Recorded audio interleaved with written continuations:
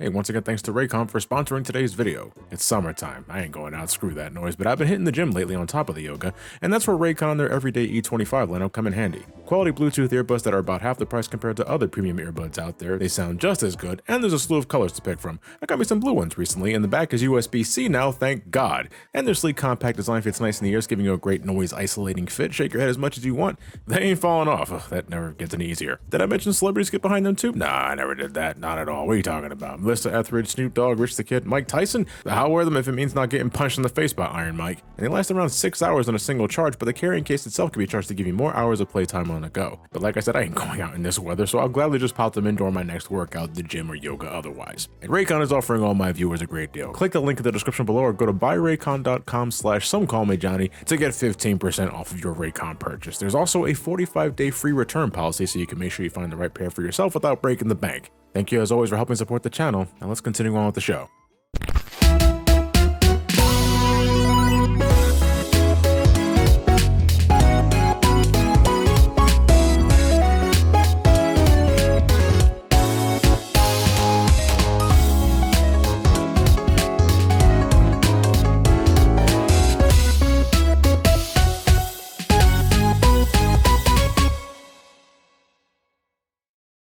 Okay, we're back with more Sonic, and to any Hedgehog fan out there, this is a game that needs no introduction.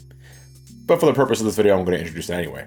Let's pick up where we left off first. The original Sonic the Hedgehog was a massive success for SEGA. I think to this day it's still the most successful game in the franchise with over 15 million copies sold on the Genesis alone. This is in part due to SEGA successfully captivating the audience with a sleek new character in town, and another, probably more significant part, bundling the game with the Genesis and selling it at a cheaper price compared to the competing Super Nintendo. The parents spoke. It wasn't about Sonic being faster than Mario or having all that edge shit. This was the cheaper option, so the family's getting a Genesis for Christmas. Sonic the Hedgehog was now the talk of the town, and it gave SEGA an edge over Nintendo for once concerning market shares. And striking while the iron was hot, after the fact anyway, we'll get into it, SEGA greenlit a sequel that would see release just a year later, and the hype was real. Folks were getting excited. Behind the scenes though, it wasn't as positive. Shortly after the release of Sonic 1, Yuji Naka wound up leaving SEGA Japan over salary disputes and lack of support for management. Other members of Sonic team, including Hirokazu Yasuhara, would end up joining him, all except Naoto Oshima, who would stay in SEGA Japan for the foreseeable future, which I'll get more into in the Sonic CD video.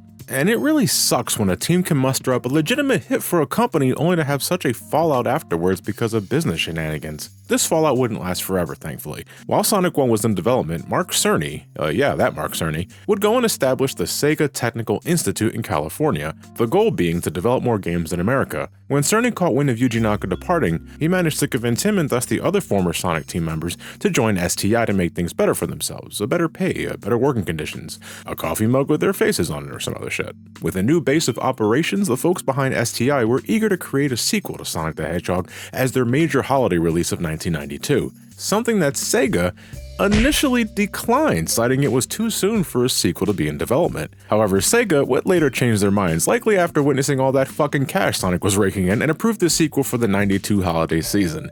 This decision, though, came 2 months after the initial pitch, leaving STI with only 9 months to develop the game. Goodness gracious, 9 months! Sonic 2 is literally the child of SEGA Technical Institute, and development of the game was not without its snags. On top of the staff being much larger than that of Sonic 1, Sonic 2 staff also consisted of both American and Japanese developers, with difficulties emerging due to cultural and language barriers. The work ethic alone was an obstacle, seeing that Japanese developers at the time were very much used to crunching to get things done, while STI were folks who locked their offices at night. So yeah, I'm not sure if there was a compromise there. At times, some devs wouldn't see eye to eye on certain elements like level design and graphics, some even having some unflattering things to say about other team members. It produced more hurdles than was needed, especially with such a short development cycle. This would lead to a bunch of things, and I mean a fucking shit ton of things to be left on the cutting room floor. Gameplay mechanics like smacking into a wall and Sonic feeling bad about that. Okay, I'm glad that was cut. Entire level concepts gone with the wind at conceptual stages or left in an incomplete state like the infamous Hidden Palace Zone, or the lesser known but very much brown Wood Zone. Genocide City Zone? That's metal as fuck.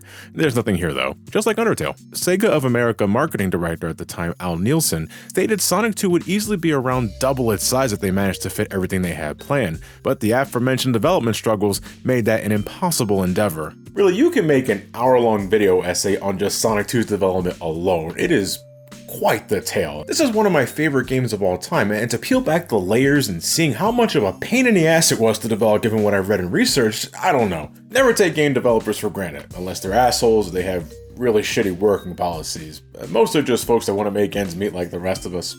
I can only hope there weren't too many bridges burned after the fact. $10 million was spent on advertising to ensure that folks were eager to get their grubby hands on Sonic's next adventure. On top of promising more levels and faster gameplay, this is where the whole blast processing marketing buzzword originated from, Sonic was also getting a new buddy to join him, everyone's favorite two-tailed sidekick, Tails, designed by Yasushi Yamaguchi. Was he also a Phantasy Star dev? Let me see it. Hey, there it is. Miles Tails Prower. Initially, it was supposed to be just Miles Prower, but Sega of America was like, you guys are fucking lame, and gave him the nickname Tails as a compromise. Hey, I got nothing against the name Miles, and as an Ace Attorney fan, I welcome punny names. Miles Prower would be the name of a culprit who murdered people with a Formula 1 racer. I gotta admit, though, the name Tails just rolls off the tongue better, so I'm glad it stuck. The tag-along kid that would eventually grow into a mechanical genius who was just as good as building machines as Robotnik, and would grow more independent throughout future games until his unfortunate relapse in Forces, where he hasn't recovered since. Flying with two tails attached to his ass made about as much sense as a super fast blue hedgehog, but whatever, Tails was cool, I always liked the dude, and remains one of my favorite buddies of Sonic.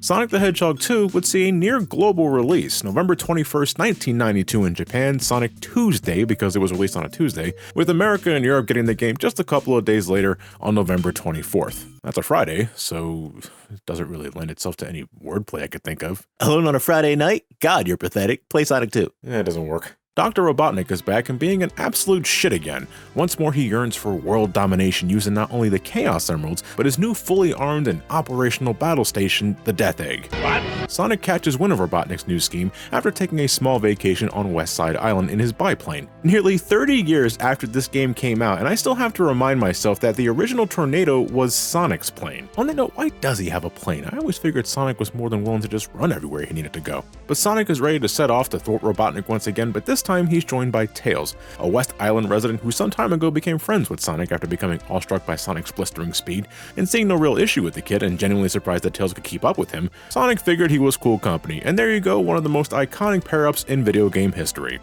Tails totally hijacked that plane for himself in later games though. He figured, fuck it, Sonic ain't using it anymore. And this buddy's not just for marketing either. In Sonic 2, you can choose to play as Sonic with Tails, Sonic alone, or as Tails alone. But in the original Sonic 2, there was no real difference between the two. It was mainly an aesthetical choice. Tails wouldn't gain his trademark flight until the next game, strangely. So Tails flying in to catch up is something only the AI can do. Or he can just walk in the air. Okay, my dude, I know you can fly, but no one likes to show off, you little shit. Tails will accompany Sonic throughout the gameplay if you go with both characters, where the orange fox will mimic the blue hedgehog whenever he can.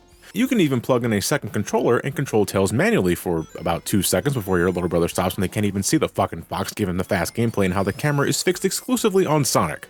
So that sucks, but there's also some dedicated multiplayer in Sonic 2. You can race in some select zones, and it isn't like a mini version of the stage, no, they're the full stages, every route intact. Sadly, you have to deal with some ugly ass aspect squishing, and the lag is out of this world. But I won't fault the attempt though. This was an ambitious endeavor that was limited by the technology of its time. Blast processing be damned. And on a side note, I know when people think of the drowning music, that 10 seconds of emotional trauma, they think of either Labyrinth Zone or Chemical Plant Zone. And I get that, totally fair, but I'll always think of Sonic 2 multiplayer first, because after one player crosses the finish line, the other player had a minute to finish up. During the final 10 seconds, the drowning theme would start playing, and since I was always the one on the losing side as a kid, that's what got me all riled up, and that fucking siren noise that played whenever the first player crossed the goalpost. I heard that shit, and suddenly I was like... Anyway, Tails will likely be your AI companion, and most of the time it's harmless. Tails generally does a good job staying out of your way and picking up stray rings you might have missed. He only becomes a potential obstacle in 2 occasions, boss fights and special stages. If you're unlucky during your combo bouncing, Tails can manage to sneak in a hit, where Sonic will then proceed to fall through the boss harmlessly, which in the case of Chemical Plant Zone is essentially a death sentence. It's happened to everyone at least 5 times and never gets any less annoying. If you're going after the Chaos Emeralds with Tails by your side, you might soon regret that decision. So in Sonic 2, you access special stages by crossing a checkpoint with over 50 rings, giving you way more opportunities to collect the shiny things than Sonic 1 ever did. But this is for good reason, because these special stages are much harder. It's the introduction of the half-pipe, Sonic Team's favorite nostalgic prop, next to Green Hill Zone. You collect rings trying to fulfill the given quota before reaching the next checkpoint. Failure to do so gets you booted out early or just within Emerald's reach, which is infinitely worse in my opinion. There's only so many rings to nab, and you have to avoid bombs placed inside the pipe too, which you can avoid easily enough as Sonic, but when you got Tails by your side where his movements are slightly delayed, it's like, you fucking need Ultra Instinct to get the reflexes needed to dodge shit. And swaying between the bombs in the 4th and 7th stage is a fucking nightmare. Though Special Stage 6 is a real bastard too, the ring count is so incredibly strict. It's the one I fucked up the most for this review. Come on. Still the biggest pain in the ass in all of Sonic 2. I mean, I got other issues, but the special stages when you're controlling both characters is the lowest point for me. I hate it. I hate it so much. I don't know how I didn't throw my controller in frustration when I was a kid. Maybe I was just too caught up in the scrolling pixels. These were mesmerizing to me back then. This was right before I was exposed to Star Fox and the like. I never saw anything like this before in a video game, but I'm taken out of it whenever I— Fuck! But okay. Sonic the Hedgehog 2. It's either this or Sonic Adventure 2, where most folks got their start with Sonic, and I'm certainly no exception. Although my memory is a little hazy about it, I am 95% certain this is my first Sonic game. The first I got to play anyway. Again, I was aware of Sonic since the first game, but Sonic the Hedgehog 2 is where I officially jumped in, and man, I don't know what clicked in Hirokazu Yasuharu between Sonic 1 and this game, but the dude stepped up his level design significantly. There is rarely a dull moment in Sonic 2. Helping matters is that they reduced the number of acts in each zone from 3 to 2, keeping the flow nice and brisk.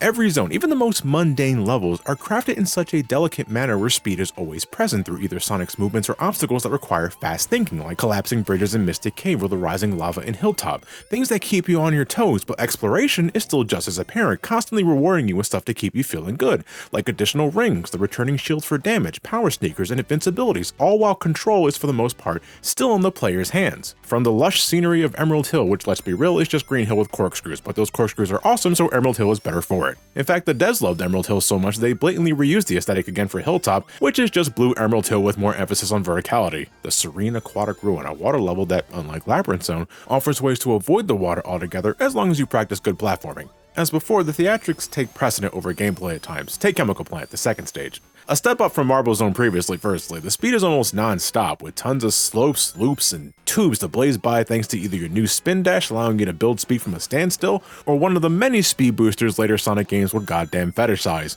But still, even with all this high-octane spectacle, there's much to discover in the zone, including pathways I didn't even know were a thing until many years later, one that even skips this dreaded water section with the moving blocks that everyone fucking hates for good reason. You see, I'm not the sort of dude that looked up level maps for Sonic games. Dungeon layouts for RPGs, sure, but level maps for platformers was never really my thing. Am I weird? Most definitely. But I have my preference. There is no zone in Sonic 2 I actively despise regarding its level design. I'm talking the fundamental stuff. Sky Chase gets pretty boring. It's a 2-minute auto-scroller where you do nothing but jump on badniks for a bit. It's got some relaxing music though, to be fair. It helps me put up with it.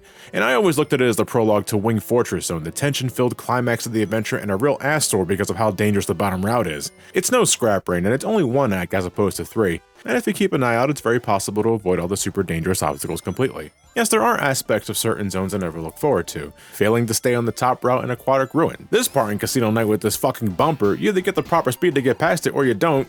No real in-between there. Falling down the pit in Mystic Cave Act 2 is supersonic again. Every goddamn enemy in Metropolis Zone. God, it never stops at this place. The Asterons in the walls waiting to pop at the most inconvenient times. The Shell Cracker with hitboxes I can't even begin to fucking explain. What in the actual— come on now. The Slicers, my most hated enemy of Sonic the Hedgehog. Yeah, I'm talking the whole fucking franchise. The Seahorses and Oil Ocean come close, but these scumbags, Christ alive, there's always one or two when you least expect it, and given the speed of the gameplay, you're likely to just run into the motherfuckers and they can still catch you with their projectile slides. It's rare that I get a special stage in Metropolis because my ring count is nowhere close to 50 because of all these shitheads. Oh, missed me, bitch! You know what? I got time for a little vengeance, so stay still, you little prick. That's the exception to the rule, though. Sonic 2 is, down to its very core, the definition of a great sequel, and one that left a hedgehog-sized imprint on my brain as a child.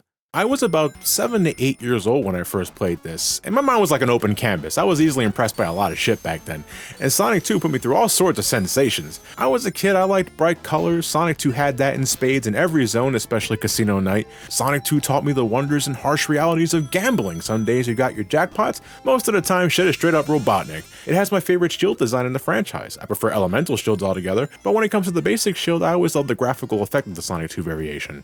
To go back to what I was saying in the last video, where Sonic was like a roller coaster, that's exactly how I thought of it in my youth. It was so exciting seeing Sonic take off as fast as he did in Chemical Plant Zone, to the point where he would outpace the camera itself. Holy shit, look at him go. You go, Sonic, keep on keeping on.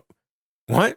That I always had access to a quick burst of speed thanks to the spin dash. You held down on the D-pad, you mashed buttons, and then you zoomed off. Just mashing the buttons felt good because that's what you did as a kid. You mashed buttons. What was the next zone gonna bring to the table? Will they all be as terrifying as the water climbing chemical plant? Why do these things look like green turds in a Mystic Cave? Is it safe for Sonic to be swimming in oil like this? Any other bops in the soundtrack like Casino Night? So many things Sonic 2 was making me ask. The soundtrack does slap though, much more to enjoy here than in Sonic 1, I think so anyway. And yes, this is in part due to there being more zones in general, but regardless. Favorite tracks will have to go to Casino Night, I love the jazzy vibe. Chemical Plant is a classic. Mystic Cave, oof, that one hits with all kinds of funk. The 2-player version is fantastic too. The ending piece, where Tails rescues you after blowing up the Death Egg, made me a fan of Dreams Come True. I mean, the actual band, they put out great stuff. And I guess they like this song so much too, since they went and made a single out of it called Sweet Sweet Sweet. It's a good song. I remember finding out about Super Sonic in a video game magazine, though I recall the publication labeling it as Gold Sonic, which is still pretty cool, admittedly. And then I was like, oh, how did I get Super Sonic? Oh, I can do a code in the options menu and get him that way. Super Sonic, the ultimate power-up. You get 50 rings, you jump, and go Super Saiyan. Years before I even knew what a Dragon Ball was. Double the speed, double the jump height, and you're completely invincible. An unstoppable wrecking machine, until you, well, you know. But then I found out that Super Sonic was also obtainable when you got all the Chaos Emeralds. And while I knew I could always play as the dude thanks to the level select, I remember wanting to earn him legitimately. So I played and played and played my ass off until I was able to get those emeralds in those special stages, holding on to my rings like they were Power Ranger figures. And this, in a way, was another rewarding aspect of Sonic 2's level design, even if it was for something I don't really give a shit about now. Because if you were going after the emeralds for Super Sonic or the other ending, finding a new checkpoint was all the sweeter. It's time for another attempt at a special stage. And after so many attempts, I finally got past the 7th stage, seeing all those flashing colors, that gray emerald entering my sight signifying that I did it. I did do it. Though the first time I got Super Sonic legitimately, I was already in Wing Fortress Zone, the second to last zone of the game, so I didn't have much time to use them elsewhere, but I didn't care. I got all the emeralds. It was the earliest instance I can remember where I basically went achievement hunting. But seeing the text, now Sonic can become Super Sonic, was ecstasy for me. Now I don't have nearly the amount of patience or time to do it. The half pipe blows, and the only time they ever got it right was Sonic 3D Blast on the Saturn. Search your feelings, you know it'd be true. And Sonic 2 is a game where I much preferred not getting the Chaos Emeralds anyway, because I actually like the normal ending a lot more. But about that, oh man though, the finale of Sonic 2 where you wreck Robotnik's laser cannon in Wing Fortress, and then you follow him into the Death Egg. Sonic can't breathe in water, but the fucking vacuum of space, child's play, alright, whatever. The Death Egg is barely a stage, only consisting of 2 rooms, but the lack of rings, the lack of your friend, and the music made for one hell of an unsettling vibe. Then you got the encounter against Silver Sonic, the first of many robotic Sonic counterparts. I know Metal Sonic is the one everyone remembers more, and fair, he is a better rival for Sonic, but Silver Sonic always had a special place in my heart. And he's so chunky, like that's a thick fucker. It's amazing how I'm able to spin dash through him and not turn into a red paste. But you beat Silver Sonic and it's just you and Robotnik left, where you find out, holy fuck, this round dude can run. But then he escapes into his patented Death Egg robot, and though it's remarkably slow, your nerves were the real threat because of your lack of rings. One screw up and it was back to the start, and you had to fight Silver Sonic again because there weren't any checkpoints. Nowadays, I know all the ins and outs of beating this dude. I still get a little antsy when smacking his ass in the opening seconds because I'm afraid of that little exhaust clipping me, which happens all the damn time. As a kid though, I hated this fight. Fucking hated this fight. I had the bitchiest time jumping on his gut without hitting the front spikes, and it was all because I couldn't get over the fact that I had no rings. I was always nervous, and if I died too many times, that's game over, and I couldn't remember how many continues I had. Ugh. But then one morning, I booted up the game, gave it another shot, and I finally did it. I beat Sonic the Hedgehog 2, and I already finished Super Mario Bros. At this time. I knew the satisfaction of beating a game you spent considerable time on, stopping the villain, saving the princess and all that, but Sonic 2 was different. To my 8-year-old self, this felt like I just finished climbing Mount Everest. I finally tackled one of the greatest obstacles of my youth back then, getting through the water tower, avoiding all the spiky traps, getting smacked in Metropolis, surviving Wing Fortress, watching the robot fall apart to death, exploding Sonic hightailing it out of there, Tails noticing his new friend is in danger, making the save in the tornado. What a great friend. And this is why I like the normal ending more, because I feel it better represents the camaraderie between the two. If this is supposed to be a bad ending, no, there is nothing bad about this ending at all. You get the emeralds and Sonic is already super during the plummet, not needing Tails at all. The shot of Super Sonic is badass, but the emotion of the scene is stripped. This video has been very sentimental and not very objective, I'm well aware of that. But I can't help it given that it's Sonic the Hedgehog 2 we're talking about here. I've been playing this for most of my life, and it's the game that solidified my status as a Sonic fan.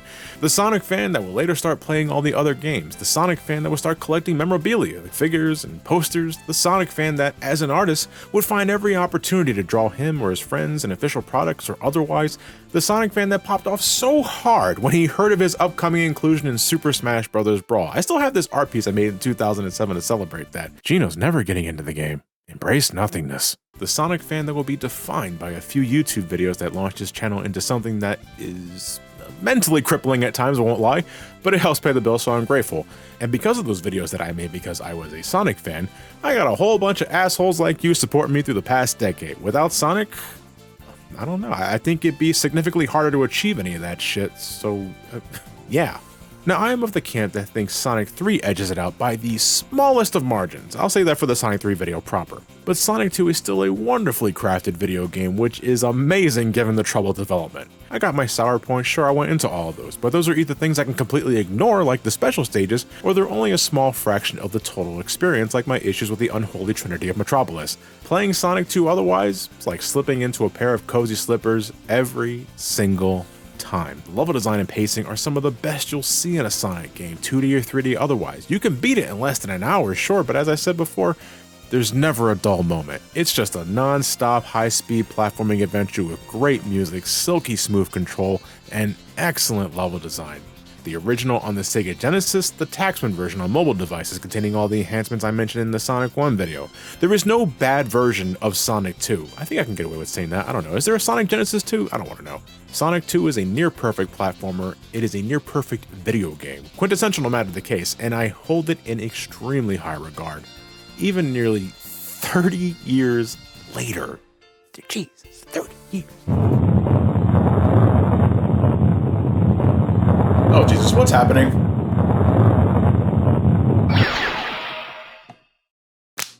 Gil, you're alive! Yeah, when I heard you were talking Sonic 2, I just had to escape purgatory, I guess. You were in purgatory? Yeah, but it wasn't so bad. I had Alex Kidd for company until he suddenly left. Well, I'm glad you're back. Looking good, by the way. Thanks, you too. So we ready to talk Sonic 2? Damn, sorry man, I'm just wrapping up, but let that go to show Sonic 2 is so good, it could bring people back to life. There's always next time, Gil. What is next time? Sonic CD. Yeah, I'm probably gonna pass on that one, but hit me up when you defend your wrong opinion on Sonic 3 being better than 2. Yeah, fuck you. Nothing gets the viewer engagement going like some good old Sonic 2 versus 3 debate. Yeah, I'll drink to that, cheers. Catch you later, man. Oh, and tell your fucking cat I'm pressing charges. Bitch, I will bite your dick off.